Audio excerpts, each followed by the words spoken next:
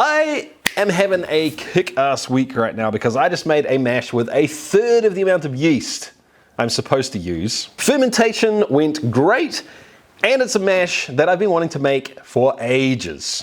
Let's be honest guys, brewer's yeast, distiller's yeast is in kind of short supply right now. People are buying it here to make bread with. That's how crazy things are getting. So any way that you can extend the use of your yeast is pretty damn good in my books right now.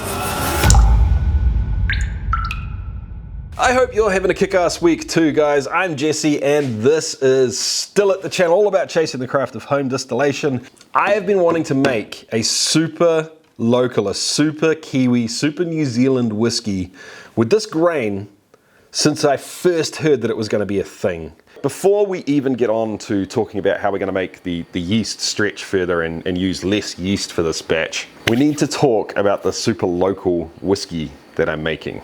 It's local because the barley is grown in New Zealand, it is malted in New Zealand, I'm going to be making it here in New Zealand, but the absolute kicker, the real kicker here, is that Gladfield went and dug peat out of the ground in New Zealand peat, and smoked the barley with it.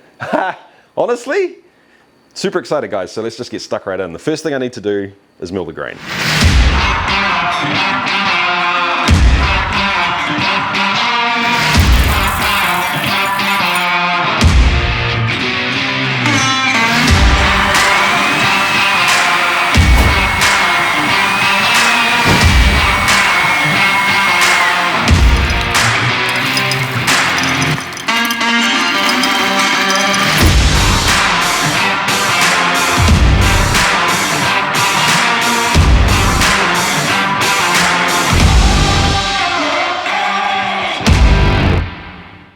Job accomplished, grain milled. I now need to talk about the mash, guys. So I'm going to be using 8.33 kilos of the malt. I'm mashing into 7 gallons or 26 liters of water for an hour and a half at 65 degrees Celsius. For those of you that prefer imperial, that is 150 degrees Fahrenheit. While it's doing its thing, let's talk yeast. Now that the mash is underway, there's not much honestly I have to do to it at this point in time. I'm going to give it a stir every 10 minutes. Check the temperature. I can adjust with the elements in there if you want. I love that claw hammer system, it's dope.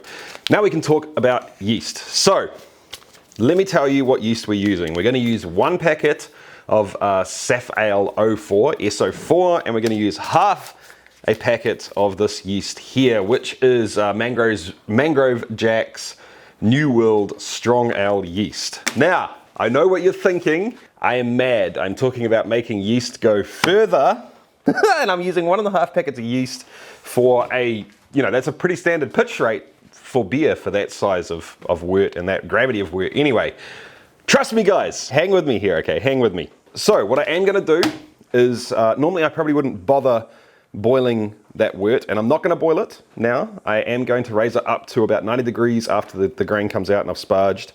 Going to raise it up to 90 degrees for 15 minutes. I'm going to chill it down to pitching temperature and whack it into my fermenter. What I need to do now is start hydrating this yeast. So please understand that this is not a yeast starter. I am not growing yeast here. I am just making it, I'm just ensuring that less yeast will die when we pitch it into the wort, right? So that is just water. 24 degrees Celsius, water, nothing else. I'm not going to stir it, I'm just going to leave it like that. I know that's horribly scientific, but that's what we're using. I'm going to seal this up and whack it in a Ziploc bag back in the fridge for use another day. The whole point of this is that I'm low on yeast and I'm trying to save this stuff. So why am I using the 2 yeasts? Well, I want the 04 for the flavor. I want to create some crazy esters. I want to kind of tropical it up a little bit. I want to fruity it up. And I'm hoping that this is going to get me there. That's the plan. This stuff is a relatively neutral yeast, apparently. I've never used it before. If you guys have, let me know. But what it is designed to do is to ferment out higher gravities. So I'm going to use this to dry it up at the end. And I could multi-stage pitch this, yes I know, but I'm just going to leave that there. I'm going to let it chill, and when it comes time to pitch, it's going to be beautiful and creamy. The mash has been going for an hour and a half, so I can pull the grain basket, sparge up to around about 30 litres, Then heat it to 195 degrees Fahrenheit or 90 degrees Celsius, hold it there for 15 minutes, chill it back down to 25 degrees Celsius or 75 degrees Fahrenheit, transfer it into our fermenter, and pitch our yeast. It's been about 18 hours since I last talked to you. I've been running a little air pump the whole time. I know, not really that sanitary, but for this it'll get the job done. Wouldn't use it for beer. Whiskey? Sure. And now the yeast is really starting to take off, but we still haven't talked about how we're making this yeast go further. What if I told you that while I was waiting for this to happen, I did another mash? Because guess what? I did. So let me get that mash transferred into this fermenter, and we can have a little bit more of a talk about why I think this is going to work. Before we get stuck into the geeky science side of things, I've got to say a huge thank you to these people here. Times are tough right now, guys. I understand that and I get it. So your support is even more meaningful to me than ever. And it means that I can get stuck into this stuff essentially full time right now. To understand this, I think maybe it would make sense for us to go back and have a look at the life cycle of yeast, to have a bit better understanding of what happens when you pitch your yeast into a wort or a wash. So the first stage is called the aerobic phase. That means there is oxygen involved, and it's often referred to by brewers and distillers as the lag phase. What's happening here is that the yeast is getting acclimatized to the environment it's in. So every wort, every wash, every growth medium that you grow yeast in is slightly different. Different specific gravity, different makeups of different sugars, different pH. You get the idea, right? It's at this stage where the yeast is starting to use their energy reserves, and in their case it's in the form of glycogen, to synthesize the different enzymes they need and also to start creating a semi-permeable membrane. Now the yeast at this stage really needs oxygen to be able to do that. They need to be able to scavenge oxygen from their environment to be able to do this. Now that semi-permeable membrane is super important. So if they don't have the oxygen they need to properly produce that semi-permeable membrane, we're going to have trouble later on. The second step we get to is the logarithmic phase. It's called that because this is where the yeast cells are dividing and multiplying really quickly. Yeast reproduces asexually, which means no sex. Obviously, it's one cell that splits and divides into two, and you end up with a mother cell and a daughter cell. The daughter cell is a brand new cell, and for all intents and purposes, you wouldn't know what happened to it. The mother cell, however, ends up with a scar from that birth. Now, a healthy mother cell, that scar doesn't affect it too much, and it can carry on reproducing over and over again, while the daughter cells carry on reproducing over and over again as well. So 1 turns into 2, 2 into 4, 4 into 8, 8 into 16. You can see how that growth can take off exponentially quickly if everything is healthy and the yeast have what they need. Next, we come to the anaerobic phase. So this is where the yeast have scavenged all the oxygen in the wort, they've divided and multiplied essentially to fill their environment.